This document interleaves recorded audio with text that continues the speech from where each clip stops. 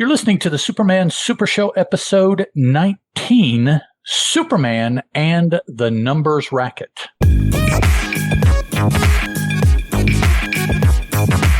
Hello and welcome to an all-new episode of the Superman Super Show. I'm a host. My name is Ed, and 1,000 miles over there to my left is another host, Mr. Steeven Orr. Hiya. So this is the part where we normally banter for all of those that are not in the know. I had some banter we've prepared for the last two episodes. I mean, we've been bantering good. Oh, okay. Here's what I'll say for our banter section. Since we determined earlier on in the show, in an earlier episode, that one of the in the handbook to banter, one of the key subjects is weather. Yeah, yes. It has been so flippin' humid. It's been humid in Kansas the last couple of days. Yesterday, I posted a screenshot from my weather app that said it was 90 degrees, which isn't too awful, but because of the humidity, it felt like 102. That's awful. Today, it got up to 94, 95, but I never posted the screenshot, but I took a screenshot, and with the humidity, felt like 100 and I want to say 17. No. That's Let me look real quick. No, I guess I didn't take a screenshot. It was over 110. I know that. Goodness and gracious.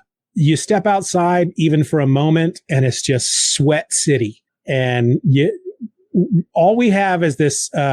It's a nice window unit air conditioner, but right now we just have the one. And on days like this, that poor thing struggles so hard to keep on. It's screaming like a car in first gear going 80. Wow. Yeah. So that's, I think the tweet I'd put up yesterday showing that screenshot, I said, when you hear people say it's not the heat, it's the humidity, this is exactly what they're talking about. This is it. Because sometimes I'll put a screenshot of my weather app up that'll say that it's 99 degrees, but it feels like 100. And a lot of reactions I get are, why do they even do that?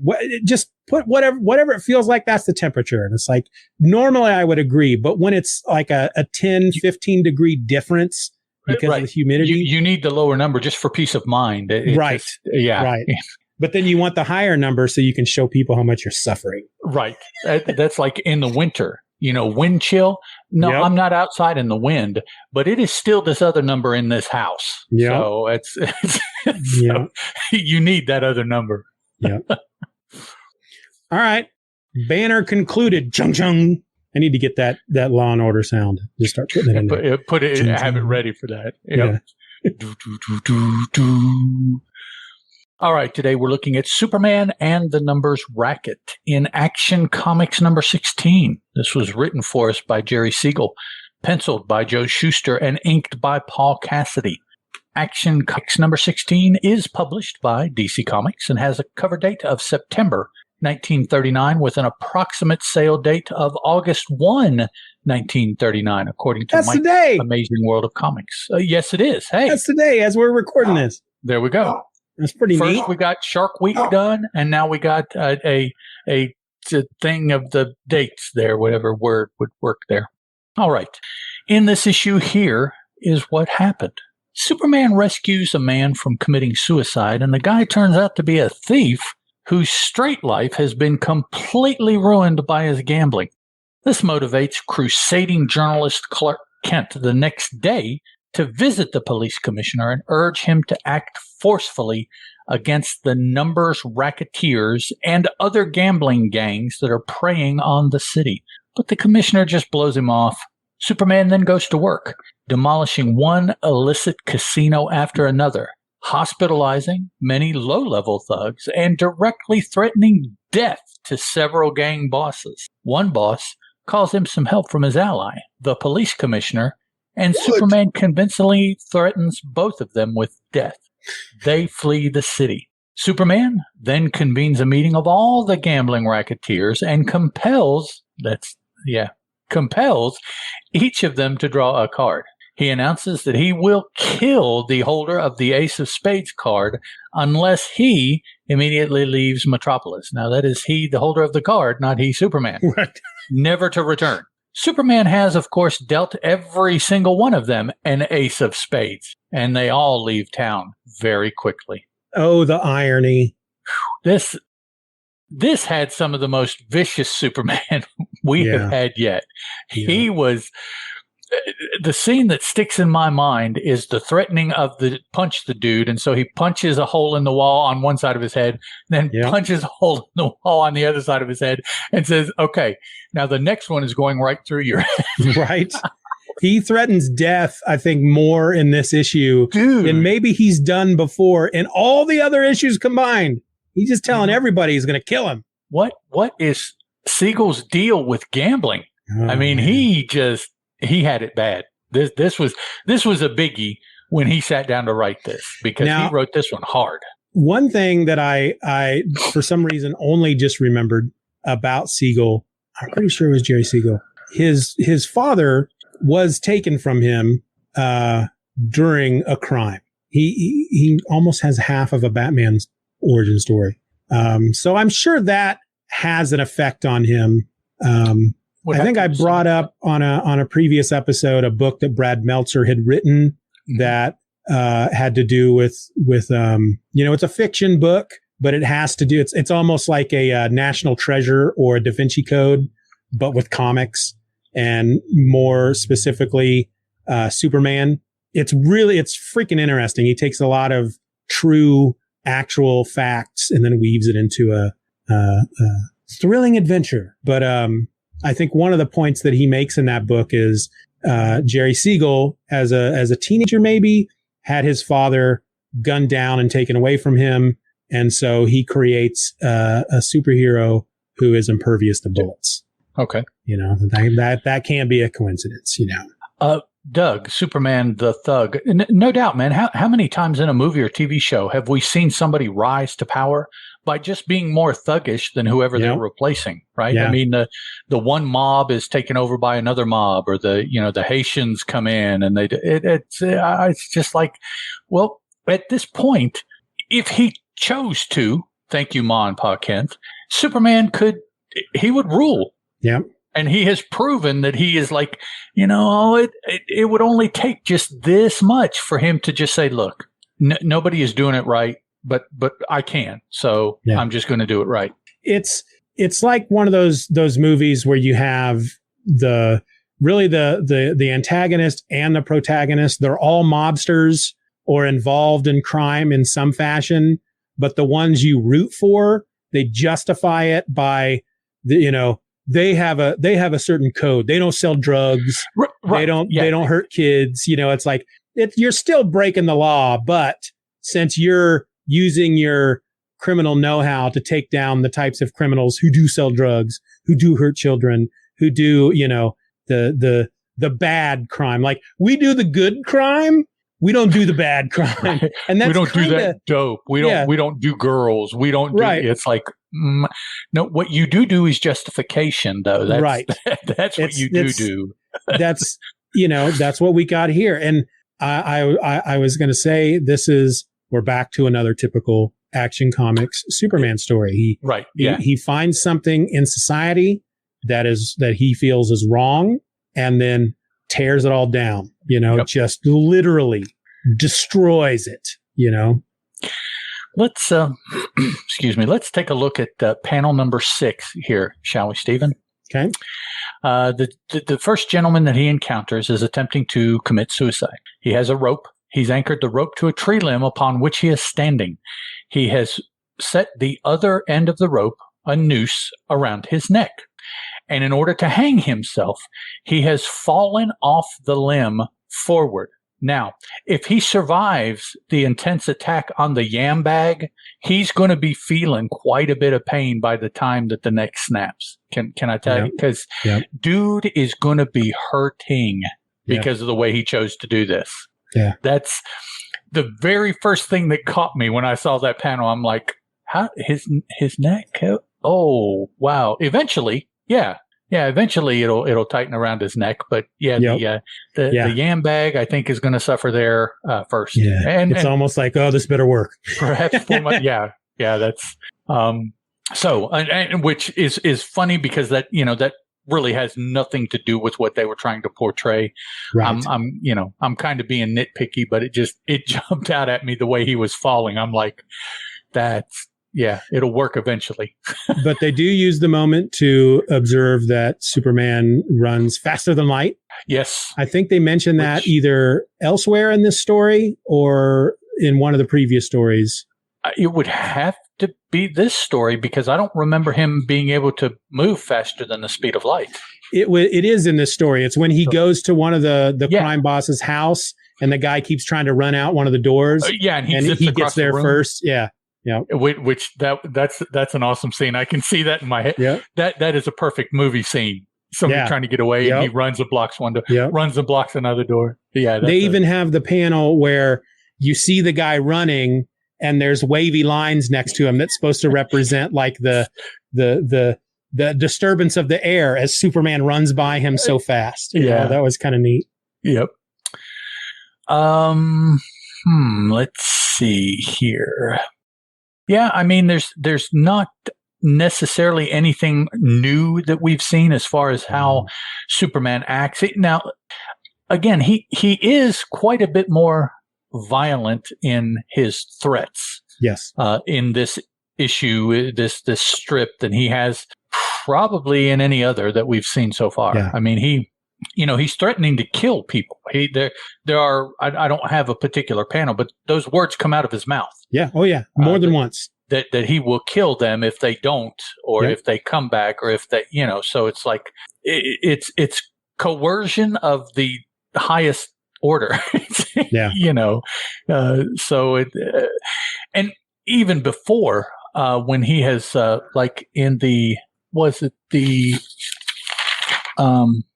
Ultra Humanite one where he coerced a confession and then gave it to the authorities. And I'm thinking, if they ever really investigate that, it has to be thrown out. Yeah. I mean, it's like, well, he told me to, what do you mean he told you to write this? He told me he'd kill me if I didn't write it. He snapped my head off like a dandelion if I didn't. So, yeah, that's...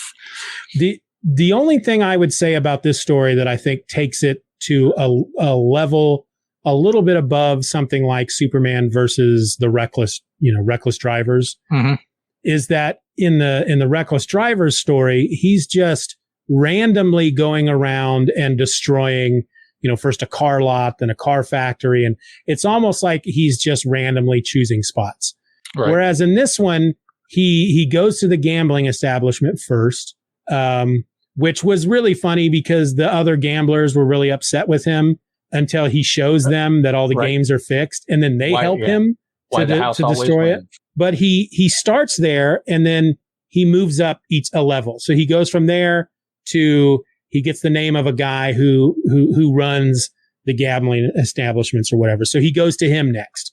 And then from there, he learns the name of a guy who's further up the chain. So at least in this one, while he may not have had a plan because he's super impulsive, once he started, he formulated a plan and moved up the ladder instead of just going around and randomly destroying things. And then, and then he does the whole thing with the deck of cards, tricking gamblers who all probably have a fixed deck of cards on them. Right. Probably. The irony of that. Now, I only made 2 notes. Okay. For this issue. Cause I mean, I enjoyed it, but it wasn't my favorite of the 3. I noted that in panel 30, hanging from a ledge.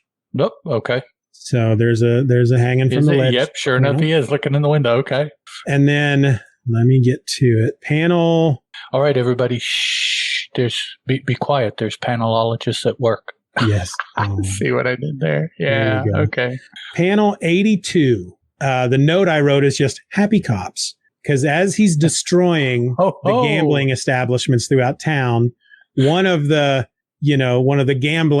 folks that run one of these places calls the cops. Help, police, a lunatic is wrecking my place. And the cop says, ho, ho, it's a pleasure to hear those crooks squeal. 3 cheers for Superman.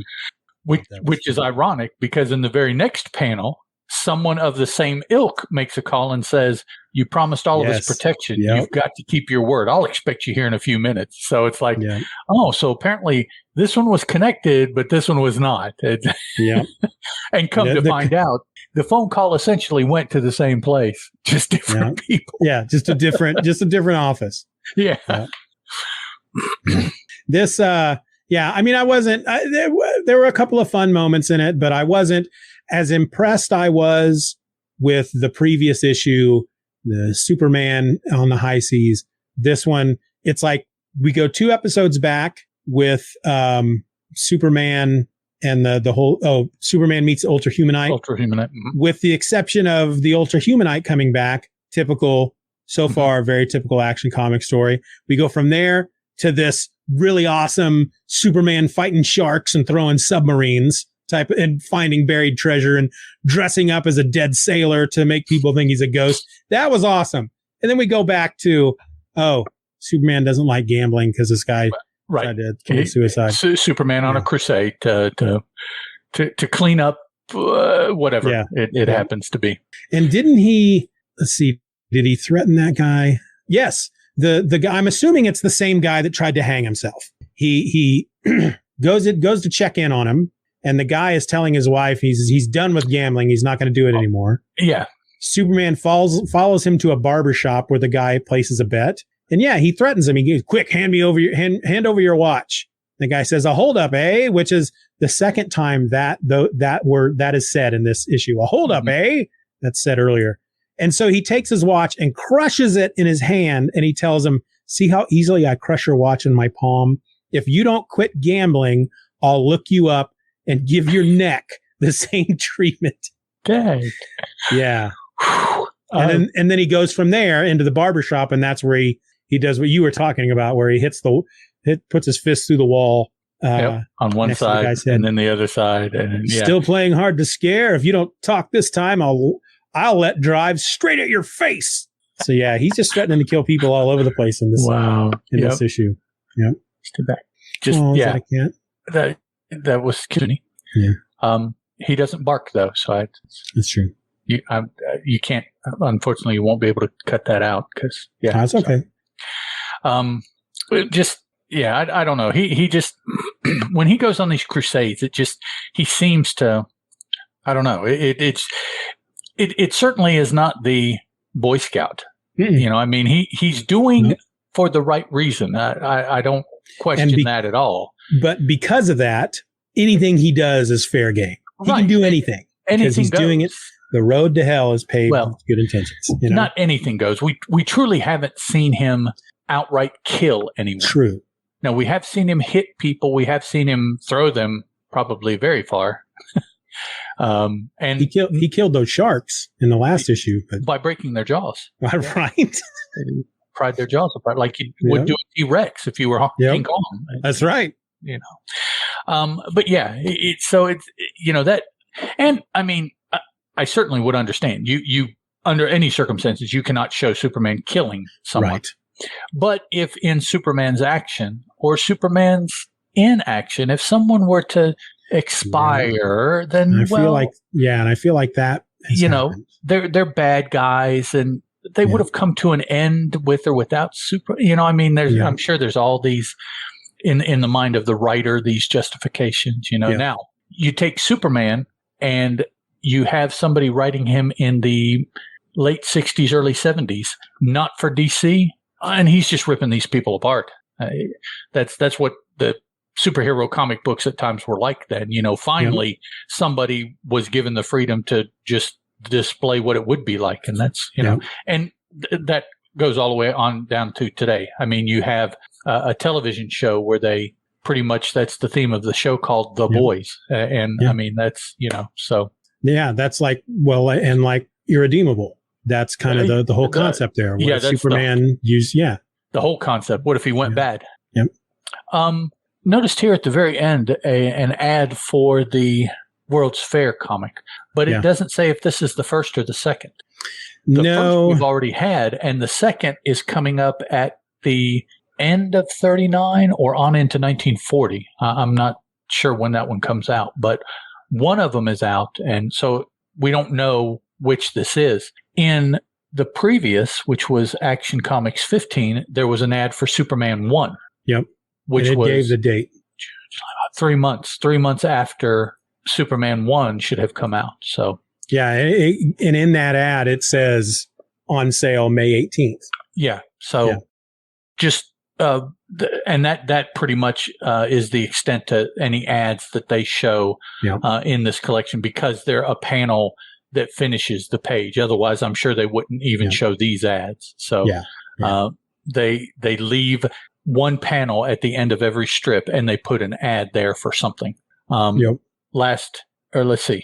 No, it was Action Comics 14 that had the Superman ad in it, because I believe 15 had a Batman ad.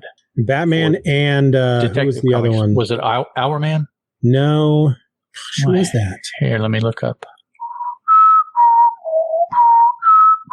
Sandman. Okay. Sandman and Batman, which Sandman is in Adventure Comics. Batman is in Detective Comics. We're reading Action Comics. So there's 3 different superhero-y monthly books all together right there. Yeah. And that's not, no, that may be all that they had right now. Maybe not. I'm not sure. I'd have to look and see. The middle of 1939, the summer of 1939. I'm not sure what other books they had that had, who else would they have had? Green Lantern, Wonder Woman, some of those other books. I'm not sure if they're coming out yet or not. Anyways, so nothing else from me for this story. Me neither. I'll say real quick before we wrap it up, when next we get together, we'll be talking about Superman number 2. And it looks like there might be at least 3 new stories in that. So depending on the length of those stories, that may be 3 episodes. So we'll find out when we start talking about them. But that could be the next making of, is just Superman 2. Yeah. All right, let's wrap this sucker up. Alrighty, we do want to thank everyone for listening to this episode of the Superman Super Show. If you want to drop us a line, ask us a question, or just provide feedback in general, you can send an email to the supermansupershow@gmail.com. Also, you can reach us on Twitter over at Soups Super Show, SUPS, which I don't know why that's Soups. Wouldn't that be Sups? But anyways. Or come join the fun over on the forums at forum.justanotherfanboy.com. Come on, guys. We want to try to get some interaction going there so that we can continue these things that we're talking about here, which I understand. Steven and I are much more humorous like this than we are in prose. I get that, but we can bring some of that to the prose if you give us a chance. So extend the talk. Absolutely. That's what we're after. All the links for everything will be in the show notes. And so everybody out there, until next week, folks, I'm Ed, that is Steven, and this was the Superman Super Show. Ciao. Bye.